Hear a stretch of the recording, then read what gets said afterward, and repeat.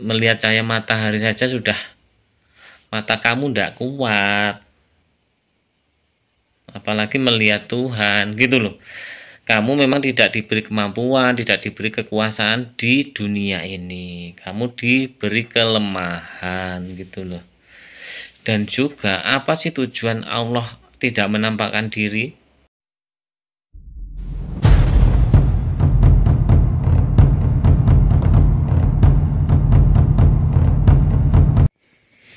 Assalamualaikum warahmatullahi wabarakatuh. Salam sehat, salam santun, salam hormat, salam silaturahmi, salam sejahtera bagi kita semuanya, saudaraku muslim maupun non muslim.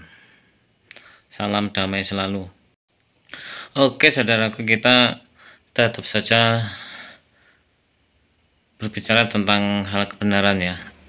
Seperti kita ketahui, konteksnya adalah Tuhan pastilah satu saja, Esa. Agama, logikanya juga satu, kitabnya juga satu. Tiga konteks ini ya, Tuhan, agama, kitab ya.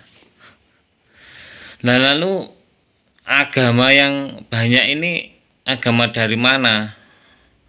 Kitab sekian banyak ini dari mana? Lalu kebenaran tuh yang seperti apa? Toh nyatanya mereka mengatakan semua benar, agamanya adalah benar. Ya, ini intinya logikanya adalah ya, Tuhan itu pasti satu, satu sosok Tuhan. Entah Tuhan mana yang benar ya, tapi yang jelas Tuhan itu kan satu ya kan. Entah yang benar itu Tuhannya Islam, Tuhannya Kristen, Tuhannya Hindu, Tuhannya Buddha, Tuhannya Konghucu dan lain sebagainya ya, tapi intinya adalah Tuhan itu satu dan kebenaran juga satu. Kebenaran itu satu, entah yang benar Islam, yang benar Kristen, Hindu, Buddha, lain sebagainya ya kan. Tapi sepakat kan kalau Tuhan itu satu, agama satu, kitab juga satu gitu loh. Sepakat ya. Lalu yang mana yang benar gitu loh. Kalau dilihat dari konsep ya, konsep ketuhanan itu dari sekian agama, yang aku ketahui dan aku sebutkan tadi adalah konsep ketuhanan itu yang berbeda memang cuma dari Islam. Oke. Jadi Kristen, Hindu, Buddha, Konghucu lain sebagainya ini mohon maaf loh ya. Kita diskusi ya, ini tentang ini kita diskusikan ya. Tapi kalau menurut aku semuanya sama kecuali Islam. Kalau Islam itu Tuhan betul-betul satu, berdiri, sendiri, satu saja, tidak sama dengan lainnya, tidak sama dengan makhluk dan tidak bisa disamakan. Dan makhluk tidak bisa menjadi Tuhan, Tuhan tidak bisa menjadi makhluk, itu konteks utamanya. Dan Tuhan tidak bisa dilihat oleh makhluk seperti kita. Kita tidak akan mampu melihat Tuhan, karena Tuhan adalah sumber cahaya, Tuhan adalah sumber kekuatan, Tuhan adalah cahaya di antara cahaya ya, sumber kekuatan dalam segala hal. Bagaimana mungkin kita makhluk lemah seperti ini bisa melihat Tuhan gitu loh. Kalau Tuhan itu maha besar, jangan kau lihat sebesar seperti pandangan kamu gitu loh. Mungkin sebesar gunung, itu kan pandangan kamu yang terbatas gitu. Kalau misalkan Tuhan itu wujud, memang Tuhan itu wujud dan besar. Jika seandainya ya, ini galaksi loh, galaksi sebesar jari saya ini galaksi loh, galaksi sebesar jari saya ini. Kamu sebesar apa gitu loh, kita semua itu sebesar apa gitu loh, ya kan. Tuhan bisa melihat kita, bahkan makhluk terkecil Tuhan bisa melihat kita gitu loh. Makhluk terkecil pun ya yang tidak bisa kita lihat, Tuhan bisa melihat. Makhluk terbesar Tuhan juga bisa melihat gitu loh. Tapi kalau pandangan kita itu terbatas, kita melihat sekian meter itu loh tidak bisa gitu loh. Terus kamu ingin melihat Tuhan, bagaimana caramu?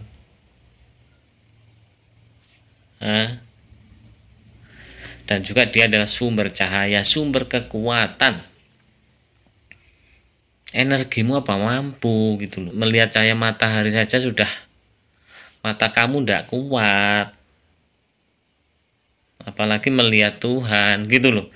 Kamu memang tidak diberi kemampuan, tidak diberi kekuasaan di dunia ini. Kamu diberi kelemahan gitu loh.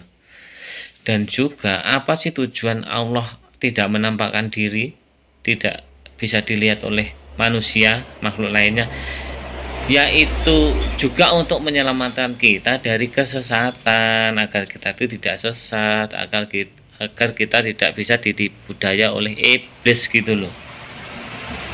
Paham ya? Mungkin itu tujuannya, kalian pakailah ini gitu loh. Kalau menyerupai manusia, cantik, tampan, ganteng, lain sebagainya, rupawan, indah, iblis jagonya. Iblis jagonya. Baik dia berwujud suara, angin, benda lain dan sebagainya. Iblis itu bisa sedahsyat itu. Iblis itu ilmunya sebegitu tinggi, tidak seperti kita, saudaraku. Oke, maka dari itu kita harus berpikir ini, pakailah akal kita ya, benar-benarlah berpikir agar kalian mendapatkan kebenaran yang hakiki, bukan hawa nafsu, bukan imajinasimu, bukan ambisimu, bukan pendapatmu ya. Segala sesuatu itu bukan seperti keinginan kamu gitu loh, dan keinginan kamu itu ya belum tentu benar gitu loh. Sumber kebenaran tetap pada Allah dan Rasulnya ya. Jadi mohon kalian bijaklah, bijaksana, mandang dua sisi. Segala apapun itu kita renungkan, jangan kita itu membudayakan saling salah paham, membudayakan langsung caci maki, langsung marah. Jangan, kita renungkanlah, siapapun yang berkata kita renungkan, cobalah kita renungkan. Semua itu hanya berita, entah dari sejarah, pendeta, dari kitab suci dan lain sebagainya, itu cuma berita. Tapi kitalah finalnya, kitalah yang ya yang menilai semua itu gitu loh. Kita juga ini loh, tujuan Tuhan memberikan otak itu agar kita tahu mana yang baik buruk, salah benar gitu loh. Ciri-ciri Tuhan sejati, Tuhan tuh harus seperti ini, harus seperti ini. Oh, tidak mungkin Tuhan tuh seperti ini, seperti ini. Oh, Nabi itu harus seperti ini, seperti ini. Oh, tidak mungkin Tuhan Nabi itu seperti itu. Tidak mungkin Nabi seperti itu. Gitu loh. Oh, berarti kitab itu seperti ini, seperti ini, seperti ini. Kalau kitab seperti itu, rasanya tidak mungkin gitu loh. Oke. Kitab itu firman Tuhan. Firman Tuhan itu bahasa Tuhan. Bahasa Tuhan itu kita tidak semena-mena, kita itu menerjemahkan, kita itu menafsirkan, tidak semena-mena, global, luas ya, maknanya luas. Kita tidak bisa menilai kitab suci itu seperti buku komik, buku majalah, tidak bisa. Kita menilai Tuhan itu hanya sebatas wah manusia hebat, superhero, itu sangat rendah sekali, picik sekali gitu loh. Tuhan lebih daripada itu gitu loh. Iblis bisa menghancurkan bumi ini jika iblis itu mau gitu loh. Tapi kalau niatnya iblis soalnya untuk menyesatkan manusia, ya apa gunanya menghancurkan bumi ini? Orang tujuannya dia menyesatkan manusia agar manusia itu celaka kok, tujuannya itu kok. Tapi kalau kekuatan dia bisa, apakah dia Tuhan? Bukan. Dan lebih hebat mana daripada Yesus dan lain sebagainya ya. Kan lebih hebat iblis. Iblis tidak mati. Dewamu, Tuhanmu itu hanya sebuah cerita. Katanya turun temurun dari kakek buyut nenekmu, orang tuamu dan kamu. Kalau iblis, semua agama mengakui iblis itu ada, dan iblis hidup sampai sekarang, tidak bisa kita lihat gitu loh. Kenapa gitu loh, kita pikirkan itu ya. Kita tetap diskusi sehat, kita tetap konteksnya adalah memahami perbedaan, menghargai perbedaan. Kita jangan fobia dengan perbedaan ya. Kita tetap bersaudara. Tujuannya adalah mencari kebenaran, Tuhan mencari kebenaran, Nabi mencari kebenaran kitab Tuhan. Oke? Kebenaran itu ya jujur, pasti itu. Kebenaran jujur apa adanya, tidak ditambahi, tidak dikurangi. Tapi kalau pembenaran itu beda lagi ya. Pembenaran itu tidak ada diada-adakan. Oke? Dan pembenaran itu tidak mungkin jujur. Pembenaran itu tidak mungkin pada konteks kebenaran sejati, tidak mungkin. Pembenaran itu ya pasti hawa nafsu gitu loh.